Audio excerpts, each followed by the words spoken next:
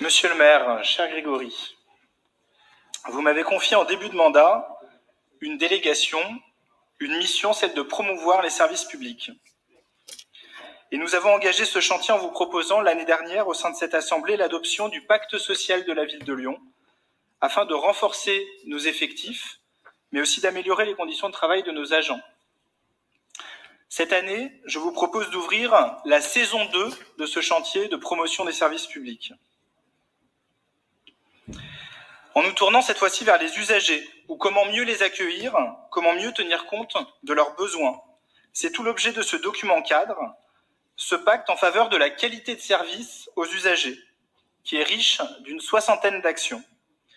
Pour ne pas vous noyer, j'ai choisi de vous présenter juste quelques actions symboliques qui illustrent nos 3 grandes orientations politiques sur ce rapport.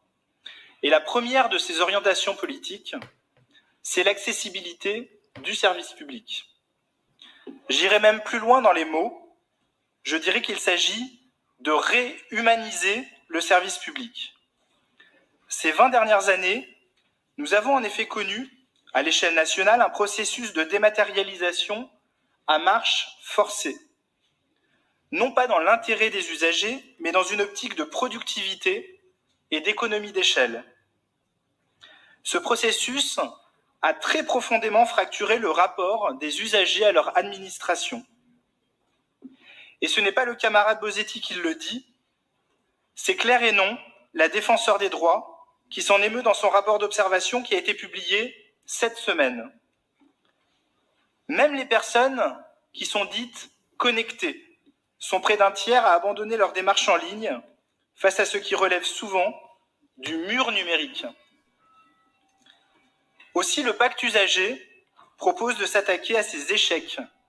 Monsieur Masse, la dématérialisation ne sera plus l'alpha et l'oméga à la ville de Lyon. La ville de Lyon va s'engager, là où plusieurs projets de loi ont échoué à l'Assemblée nationale, à garantir une alternative présentielle et téléphonique systématique à tous les e-services proposés sur le site de notre commune.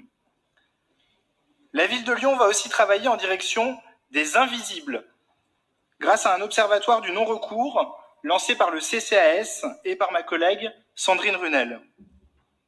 La ville de Lyon va aussi prendre par la main ceux qui trébuchent dans leur démarche administrative, avec le déploiement renforcé d'écrivains publics. Mes chers collègues, je continue ce rapport sur notre seconde orientation politique. Il s'agit cette fois-ci de renforcer la proximité du service public. Et vous le savez, nous avons fait de la place des arrondissements un axe stratégique très important de notre plan de mandat. Nous croyons ainsi au principe de subsidiarité, au fait d'apporter une réponse circonstanciée aux usagers, mais au plus près de leurs besoins. Le pacte usager propose ainsi de renforcer l'appui des directions centrales aux élus d'arrondissement, de renforcer l'appui des directions centrales aux mairies d'arrondissement. Autant vous dire qu'il s'agit de reprogrammer un logiciel maison historiquement très centralisé. Nous savons pourquoi.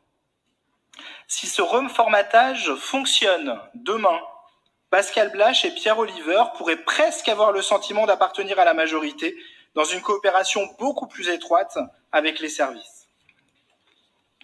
Enfin, mes chers collègues, et c'est la dernière orientation politique de ce pacte usager, c'est l'adaptabilité du service public. Cela fait directement écho à notre objectif de redevabilité. Là encore, à titre d'exemple, nous proposons de créer un médiateur de la ville de Lyon, chargé de dénouer les situations de blocage qui peuvent survenir ici et là entre les usagers et l'administration. Ce médiateur sera aussi chargé de formuler à notre Assemblée des propositions d'amélioration sur le fonctionnement de nos services. Mes chers collègues, je conclurai ma présentation en vous indiquant ce que ce pacte usager n'est pas. Ce pacte n'est pas celui de la qualité au sens des indicateurs, des tableaux de bord, des certifications et des cabinets d'audit. De cela, les agents n'en peuvent plus. Depuis des années, ils ont reçu de plein fouet l'injonction à la performance, en même temps que l'injonction à des économies de postes par dizaines. Aussi, laissons-les travailler, donnons-leur surtout les moyens de rendre le service public. Ce pacte n'est pas non plus celui de la modernisation du service public. Des réformes nationales se sont succédées pour optimiser, mutualiser, dématérialiser, externaliser et soi-disant moderniser le service public. Ces réformes n'ont fait en définitive que le fragiliser.